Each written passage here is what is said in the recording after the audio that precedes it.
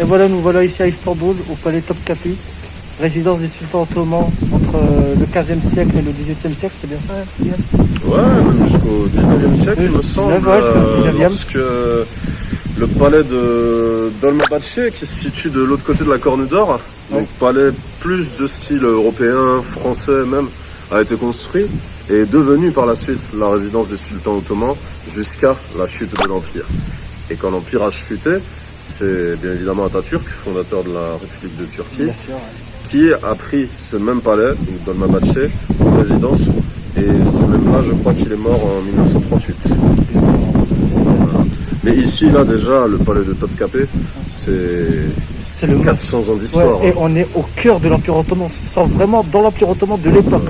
Vraiment, on ressent. Avec tous les différents petits musées, que ce soit la poterie, les épées, les cuisines, et jusqu'au musée des arts islamiques où on voit avec les 4 cours. 4 cours. 4 cours, plus le harem que nous n'avons pas encore vu pour le moment, que nous allons voir tout de suite après. Et voilà, et ça témoigne de la grandeur de l'Empire. Ouais, et ça me marquait parce que c'était eux qui avaient les clés de la Kaaba. Il y a une salle de reliques, il y a une salle de reliques religieuse, beaucoup de les clés de la Kaaba notamment, et aussi des objets relatifs aux différents prophètes, et notamment au prophète Mohammed, et les Sahaba aussi. La bénédiction de Dieu sur lui. Ouais. Et les Sahaba aussi. Ouais, tout à fait, les compagnons. Et ici, nous avons le grand trône du sultan Mahmoud II du début du 19e siècle, avec toute l'architecture derrière et l'écriture arabe. Ici, nous nous trouvons dans le harem du palais de Topkapi. Le cœur du harem, c'est ici. Vous voyez plutôt. En image.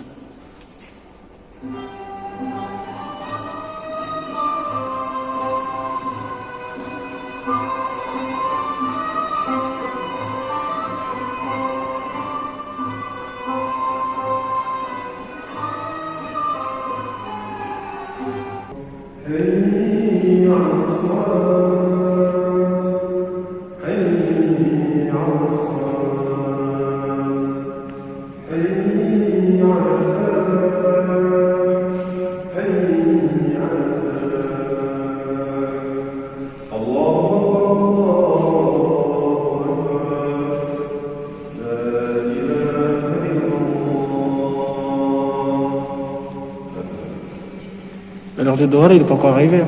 Et pourtant, c'était pour faire un essai, évidemment, pour voir l'acoustique de la pièce. Ah, c'est magnifique quand Elle même. est très impressionnante. Et en parlant d'acoustique, on aura l'occasion de visiter une autre mosquée d'Istanbul, c'est la mosquée de Süleyman. Là-bas, l'acoustique y est exceptionnelle, et vous verrez bien à ce moment-là. Nous voilà maintenant dans la cour du harem. La preuve en image tout de suite.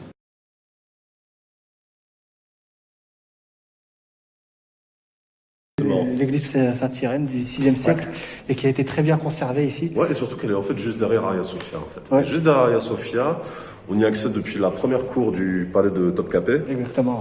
Ouais. Et elle est quand même très très bien conservée. Très bien conservée. Bon, il y a quelques petits travaux, encore un peu de la restauration. Et justement, vu que c'est un édifice millénaire, des travaux de restauration sont les bienvenus une fois de temps en temps.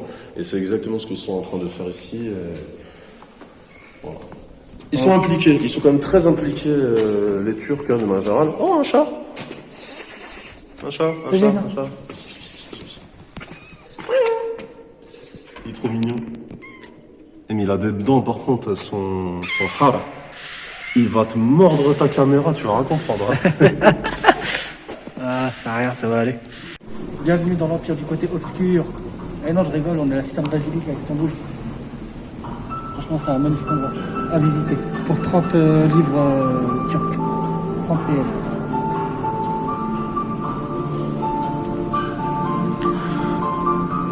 Après, j'ai envie de te dire, ça ne t'empêche pas de kiffer Ayam et l'Empire du côté obscur. Hein. C'est vrai que c'était un bon album. Hein. Allez, bon classique. C'était du lourd. Un vrai classique du rap français. La base. Ici, c'est le grand bazar. Il y a des boutiques à perte de vue. Et là, les Turcs, c'est vraiment des forceurs. Ils ont mis la blinde, le paquet sur leur drapeau. Il n'y a que ça partout, devant, derrière, à gauche, à droite. Et là, je suis où en fait? Je suis devant la mosquée Süleyman. Mosquée qui date du XVIIe siècle, c'est ça? Construite fondée par Süleyman. 16e siècle. 16e 16e. Ça porte le nom de l'empereur Soleiman le Magnifique. Suleiman le Magnifique en français, mais en arabe c'est Suleiman al-Qanouni. Donc sous le règne de Suleiman le Magnifique, justement l'Empire ottoman atteint son apogée, une apogée géographique et culturelle. Et justement l'Empire s'étend sur 5000 km² en superficie. 5 millions, pas 5000. Et ça passe. Ça aurait été petit, hein. Quand même. C'était l'Empire ottoman, hein, c'était pas qu'on est sur l'ESCO. Ah non, 5 millions, là c'était sur 3 continents, l'Europe, l'Asie et l'Afrique. Donc la Hongrie, les Balkans, la Bulgarie, le sud de la Roumanie, la Turquie actuelle, le Moyen-Orient, la péninsule arabique, avec la Mecque et Médine, protecteur des lieux saints, et Jérusalem, bien entendu, et aussi pour finir l'Afrique du Nord, de l'Égypte à l'Algérie. Et ouais, par exemple, si vous êtes algérien ou tunisien, notez-vous parce que vous avez peut-être des ancêtres qui étaient ottomans. Ah oui, les deux pays ont fait partie d'un même empire. Ah oui. Il y a encore quelques siècles. C'est assez incroyable. Hein. Donc, alors qu'aujourd'hui, on se dispute sur les questions d'origine, voire même de région, on était tous membres pourtant d'un même empire. Donc c'est une chose que je n'admettrai jamais, que je ne comprendrai pas personnellement.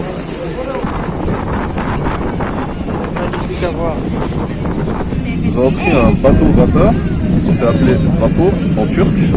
Il est parti de là-bas, de Eminönü, qui se trouve sur la Corne d'Or. La Corne d'Or, c'est un petit bras qui sépare lui-même l'Europe en deux rives, une rive nord et une rive sud. Donc notamment tout ce qui est Galata, Beşiktaş, etc. Donc là-bas, c'est la rive nord européenne. Et Sultanahmet, la vieille ville, Hagia Sophia et tout, c'est la rive sud.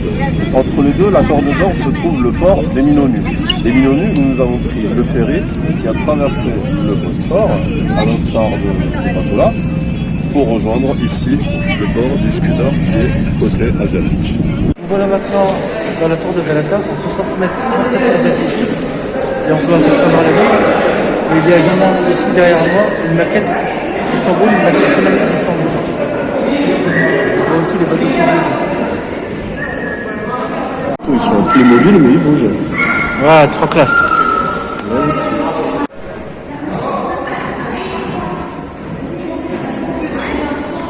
Salut, on est bien dans le tram d'Istanbul. 500 grammes, classique.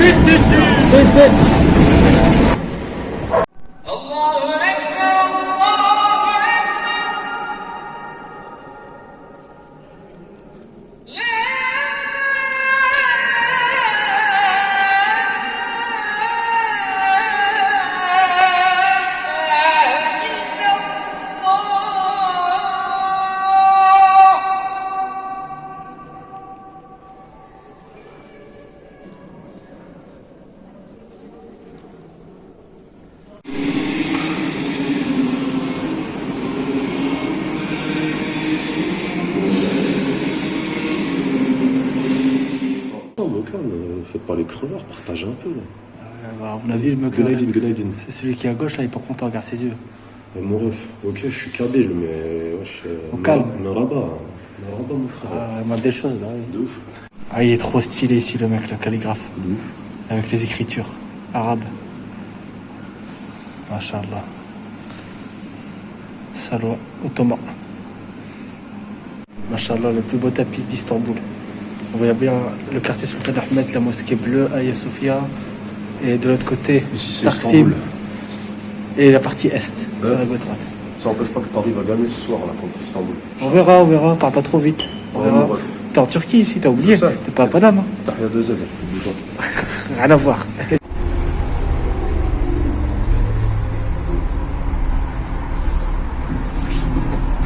C'est magnifique.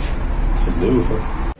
Et maintenant, je suis au palais de Dolmabahçe. En fait, c'est la dernière résidence des sultans ottomans à partir de la deuxième moitié du 19e siècle.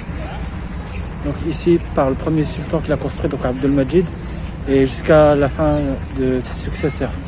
Et même Mustafa Kemal Atatürk a habité ici par la suite après la révolution turque et l'indépendance de la Turquie actuelle. Et là, on n'est plus du tout dans le registre ottoman, on est plus dans un palais, un château à l'européenne. C'est vraiment ultra bling bling, vraiment de la décoration moderne de la seconde moitié du 19e siècle, et c'est vraiment le côté occidental de l'Empire ottoman. Ici le palais il se trouve ici, côté de Mabaché, juste en face du Bosphore. Et c'est derrière ici, on pouvait l'apercevoir, avoir une magnifique vue sur le Bosphore. Et voilà ce qu'on a à la sortie du musée du palais de Dolmabahçe. Franchement, les Turcs, ils sont trop forts. Ils arrivent à nous vendre 45 liras, un billet qui vaut 0 euros. Franchement, à peu près, ça fait 50, pour payer 5 euros, avoir un billet qui vaut rien du tout. C'est juste symbolique. Un morceau de papier. Et voilà les poissons du Karadeniz, la mer Noire. Sauf qu'on n'est pas dans la mer Noire, mais dans l'aquarium d'Istanbul, situé à Florya, dans le sud-ouest de la métropole côté européen. Et cet aquarium, vous savez, quelle est sa particularité? C'est l'un des plus grands au monde. Et il a ouvert en 2011. Ah, c'est non magnifique. seulement il est récent, et en plus il est grandiose. Il y a énormément de choses à voir ici. Suivez-nous. Ok, on y va.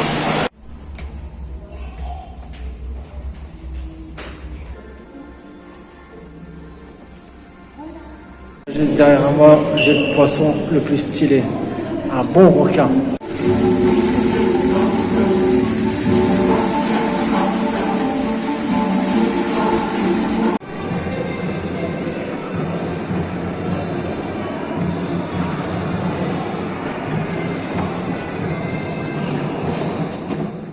Et c'est devant cet endroit mythique, hautement symbolique, que je vais vous laisser sur les plus belles images d'Istanbul. Ma salama. قد كفاني علم ربي من سؤالي واختياري فدعائي وابتهالي شهيد لي بافتقاري قد كفاني علم ربي من سؤالي واختياري فدعائي وابتهالي شهيد لي بافتقاري قد كفاني علم ربي من سؤالي واختياري